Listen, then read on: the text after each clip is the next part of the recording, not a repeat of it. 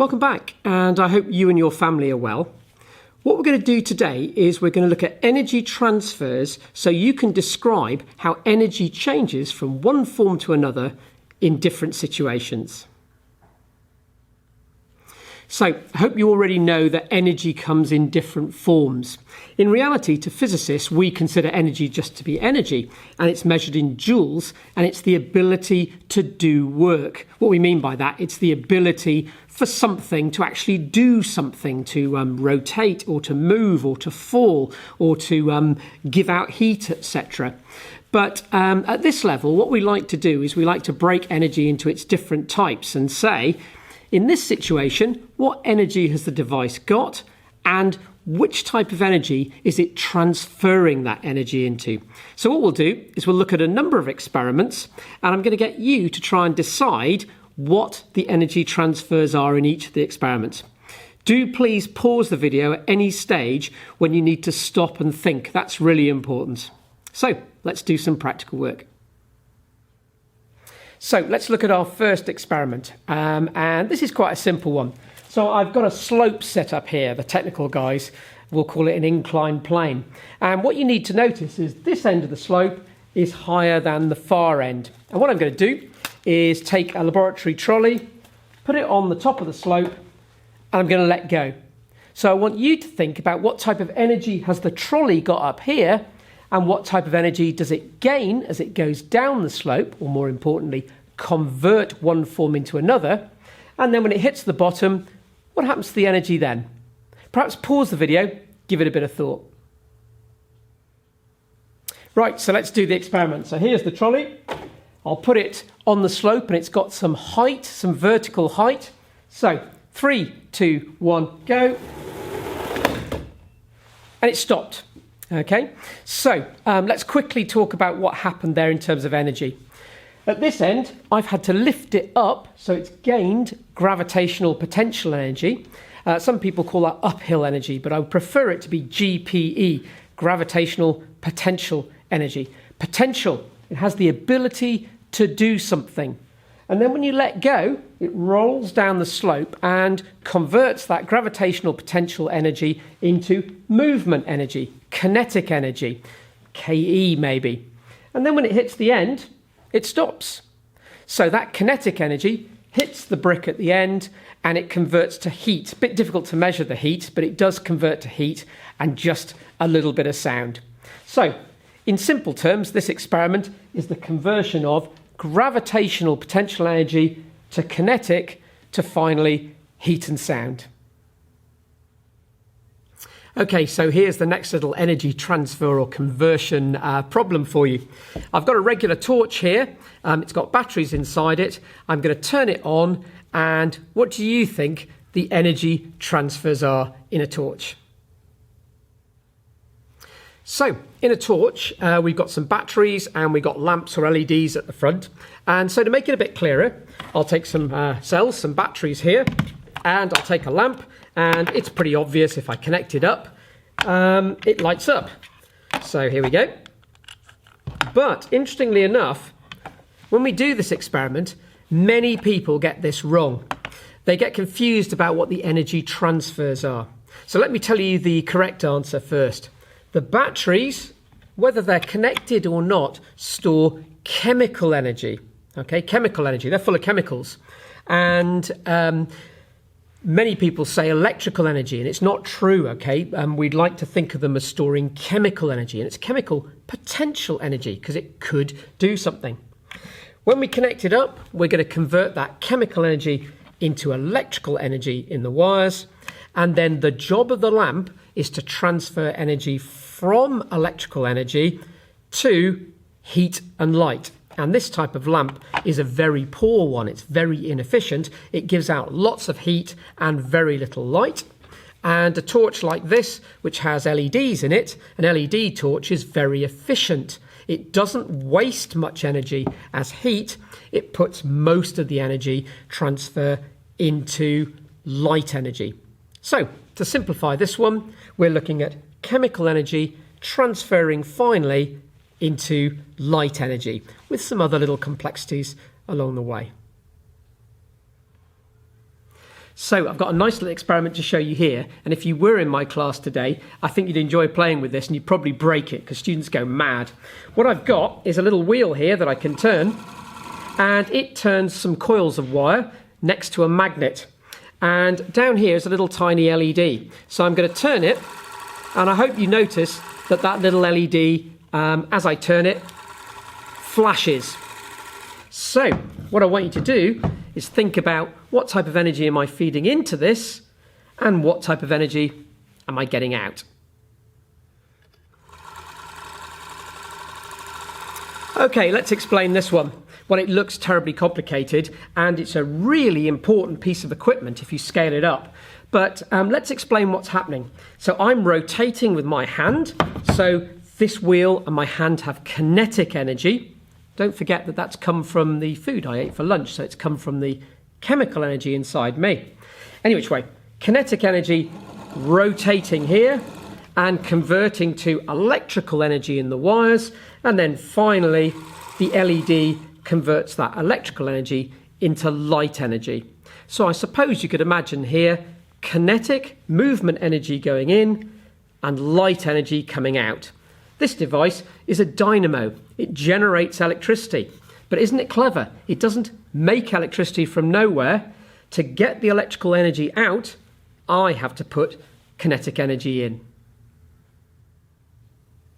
Right, are you ready for your next little energy transfer problem?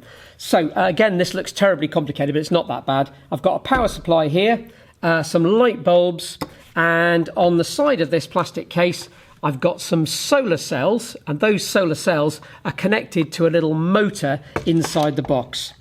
So what I'd like you to think about is what is the energy transfer from here to the motor? So let's turn it on and see what happens. So I'm going to turn on the two light bulbs. They're quite bright. And I hope you can see, I can tilt it a little bit. The little motor there turning around really nicely.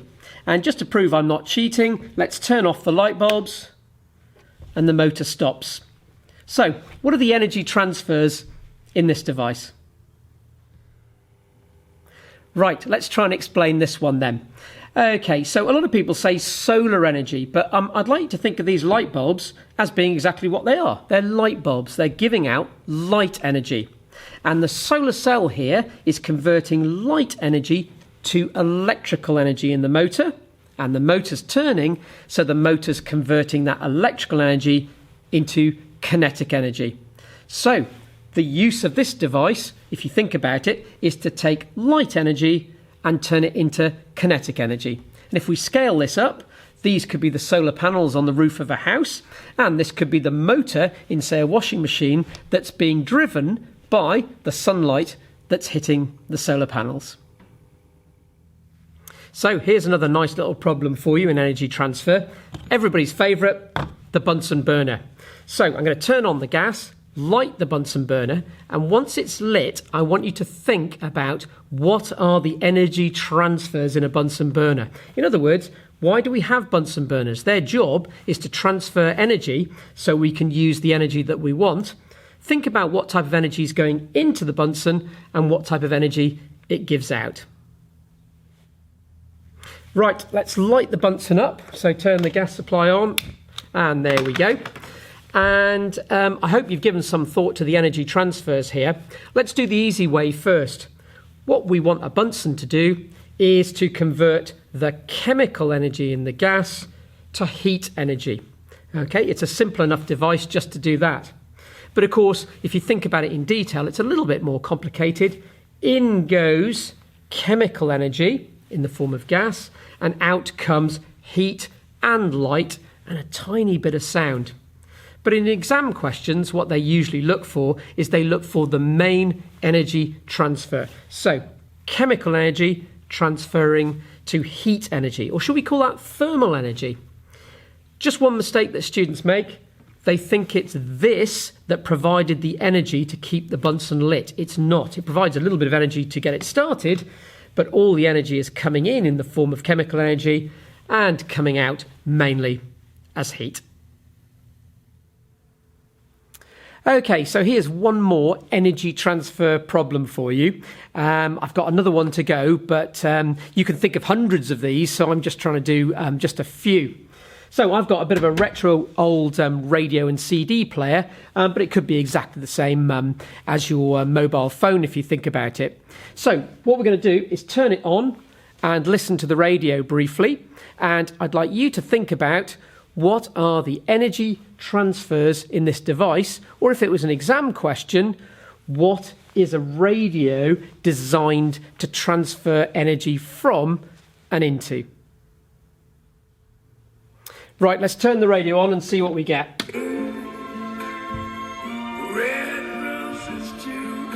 Okay, I better turn that off straight away before I get a copyright strike. When I tried this earlier on, it was all news about the coronavirus, so at least we've got a bit of happy music there. But what's the energy transfer in the radio? Well, it's plugged into the mains electricity with a cable, so we've got electrical energy coming in, and that electrical energy turns to sound energy. So the job of a radio of this type is to convert electrical energy into sound energy. So here goes for the last example, and it's probably the most annoying one of the lot if you're a teacher. If ever I leave elastic bands lying around in the classroom, trouble ensues, and from time to time the girls drop their hairbands, and it's a similar sort of idea. Of course, as a physicist, I think of springs, and I think of the type of energy that they store and then transfer. So what I'm going to do is I'm going to stretch the spring and let go. Or more importantly, I'm going to take an elastic band, stretch it, and then let it go. And I'd like you to think about the energy conversions in that process. So let's see if your guesses for the energy types stored and transferred in springy systems were correct. So when I take a spring, I can do two things to it. I can stretch it, and I've had to do work. I've had to put energy into the spring. Or I can compress it, and it's exactly the same. I've had to do work. I've had to put energy into the spring. And springs store elastic potential energy. Again, potential, because it has the ability to do something. Some textbooks call it elastic strain energy. And it's the same whether you compress or stretch the spring. It's storing elastic potential energy. So an elastic band, exactly the same. And then when I fire it, I try and get it to go over the top of the camera. Okay, it converts that energy from elastic potential energy, elastic strain energy, mainly, if I do it straight at the camera, into kinetic energy. So I hope you found that video useful and that you've understood a bit more about how energy transfers in different situations. It's important that now you go outside and look at other things and things around your house, and every time you see something doing something, ask yourself, what type of energy has the device got and what type of energy is it turning it into? Anyway, I'll be making another video lesson soon, and I look forward to seeing you then.